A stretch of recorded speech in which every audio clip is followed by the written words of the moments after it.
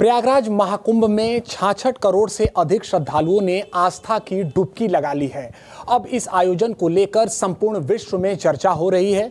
12 वर्ष के बाद आए इस महाकुंभ में अलग अलग तस्वीर सामने निकल कर आई, लेकिन जो आस्था की तस्वीर निकल कर आई उसने पूरे विश्व को आश्चर्यचकित कर दिया है।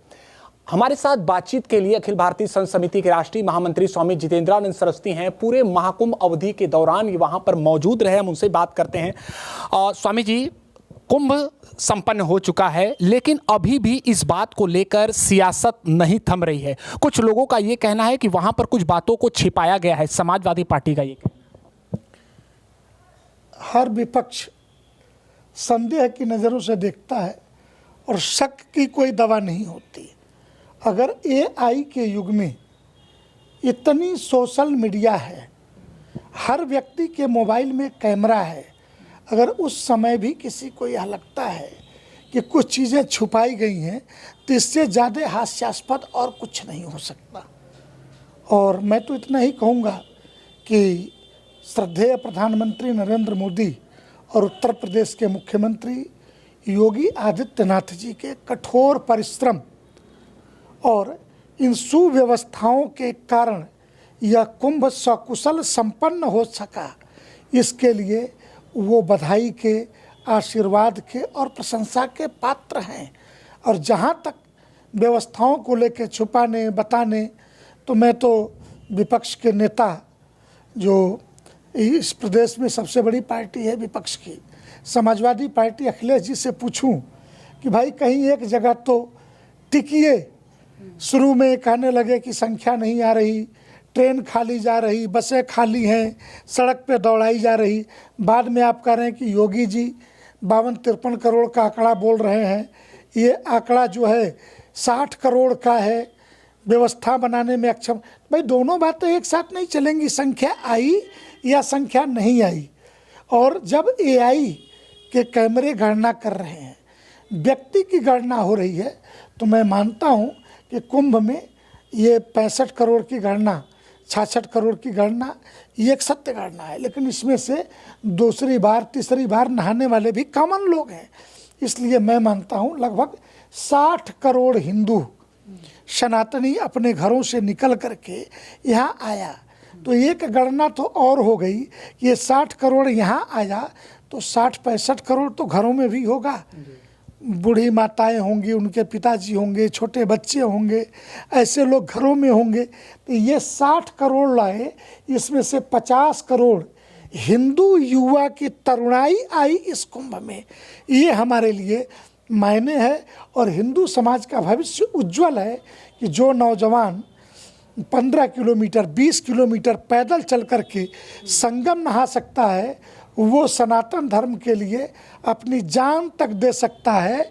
ये हमारे लिए एक सुखद और सनातन के दृष्टि से, हिंदुत्व की दृष्टि से उज्जवल पक्ष है। देखिए, इस सनातन की सबसे बड़ी परंपरा में वहाँ पर धर्माचार्य और संतों ने सभी का स्वागत किया है। एक तस्वीर ये भी निकल कर आ रही है कि कांग्रेस पार्टी में ही एक वर्ग जो है वो वहाँ पर पहुँचा है कि संगम में स्नान करने के लिए, और एक वर्ग मतलब मान ले कि गांधी परिवार की तरफ से कोई नहीं गया है।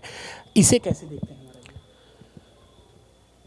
कांग्रेस में आज़ादी के पहले भी एक नरम धड़ा गरम धड़ा होता था। एक तरफ बाल गंगाधर तिलक, गोखले, सुभाष चंद्र बोस जैसे लोग होते थे, तो दूसरी तरफ नेहरू, गांधी एंड पूरी टीम उनकी होती थी। तो वर्तमान में भी उस बची खुची कांग्रेस के अवशेष में कुछ तो ऐसे हैं कि जिनके पास ज़मीर है, और उनका ज़मीर कहता है कि हम सनातनी हैं, हम हिंदू हैं, हम राष्ट्र और धर्म के मुद्दे पर कोई समझौता नहीं कर सकते।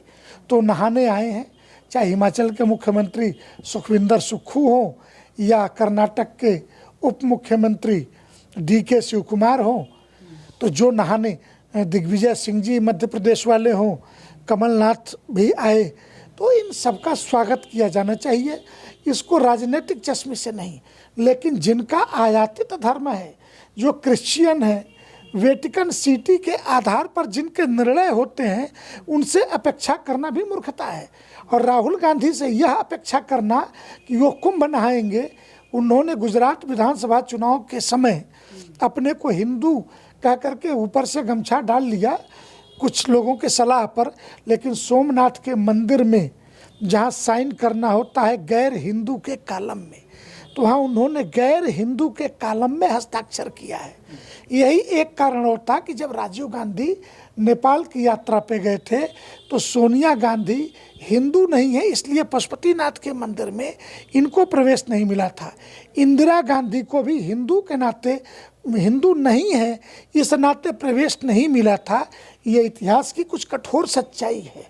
तो जो ये जानते हैं कि जिन्होंने सोमनाथ के मंदिर में गैर हिंदू के कॉलम में हस्ताक्षर किए हों वो सनातन धर्म के सबसे बड़े जमावड़े और पवित्र गंगा जल के स्नान के लिए, संगम पे स्नान के लिए कैसे आ पाएंगे।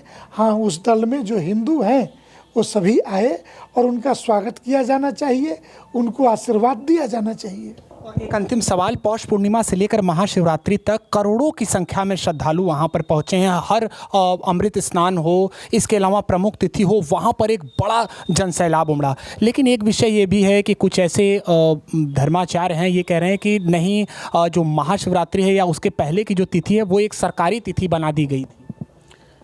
ऐसे मूर्खों के लिए हमारे पास कोई शब्द नहीं है जो स्वयं वेटिकन सिटी और कांग्रेस के मुख्यालय से आए हुए कागज पढ़ते हों, ऐसे नोट्स पढ़ते हों, उन्हें हम धर्माचार्य भी नहीं मानते। हाँ, मीडिया के एक वर्ग वामपंथ, राष्ट्रद्रोही और बहुत सारे प्रश्न उनसे हिंदू द्रोही मीडिया का एक वर्ग है जो ऐसे लोगों को एक बढ़ा चढ़ा के प्रस्तुत करता है। ये पौष पूर्णिमा से लेकर के शिवरात्रि तक तीर्थराज प्रयाग का कुंभ लगेगा और हरिद्वार के कुंभ में शिवरात्रि से कुंभ प्रारंभ ही होता है। पहला शाही स्नान शिवरात्रि को होगा। ये हरिद्वार के कुंभ में 3 अमृत स्नान में से एक स्नान शिवरात्रि है। यहाँ अमृत स्नान में जो 3 स्नान होते हैं वो मकर संक्रांति, मौनी अमावस्या और बसंत पंचमी होते हैं प्रयाग के। लेकिन अलग अलग चारों कुंभों के स्नानों में जो अमृत स्नान की तिथि होती है वो अलग अलग होती है। तो क्या 2013, उसके पहले 2001, उसके पहले 1989, ये सारे कुंभों में पौष पूर्णिमा से लेकर के शिवरात्रि तक ये ऑन रिकॉर्ड मेला मैनुअल है, मेला एक्ट है तीर्थराज प्रयाग का। तो जिन मूर्खों को ये दिखाई नहीं देता साधु के वेश में किसी राजनीतिक दल की दलाली ही करनी है, ऐसे लोगों के लिए हम जैसों के पास कोई शब्द नहीं है। 4-5 कुंभों के मेला एक्ट को उठाइए कि मेला किन किन तिथियों में लगा। उस पौष पूर्णिमा से प्रारंभ होकर के शिवरात्रि को समाप्त होता है। बसंत पंचमी का स्नान करके सन्यासी अखाड़े वाराणसी आते हैं। शिवरात्रि के दिन वाराणसी में सन्यासी अखाड़े गंगा स्नान करके पेशवाई के द्वारा बाबा विश्वनाथ का दर्शन करते हैं। होली खेल करके होली के बाद काशी से वापसी करते हैं। उसमें कुछ अखाड़े महानिर्वाणी, अटल अखाड़ा, ये पंचक्रोशी की यात्रा शिवरात्रि के बाद करते हैं काशी में। यह एक परंपरा है।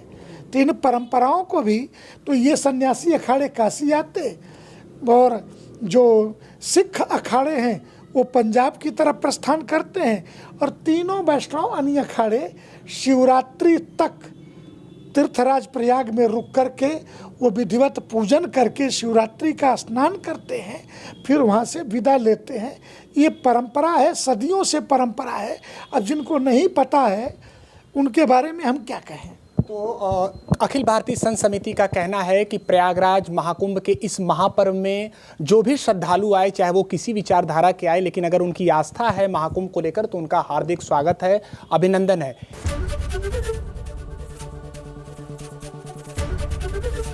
एबीपी गंगा, खबर आपकी, जुबान आपकी।